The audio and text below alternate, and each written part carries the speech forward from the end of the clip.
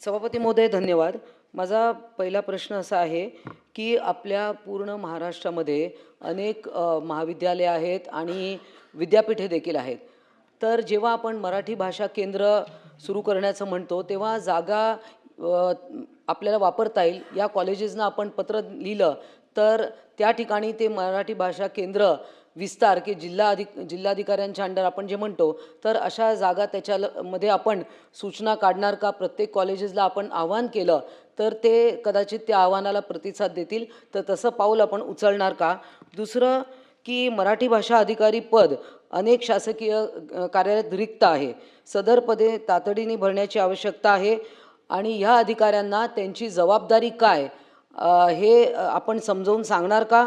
आणि तिसरा AI तंत्रज्ञानबाबत मराठी भाषा कोश नाही किंवा म्हणजे आता हार्ड डिस्कला काय म्हणायचं, तर हे शब्दकोश निर्माण आपण AI मध्ये करणार का?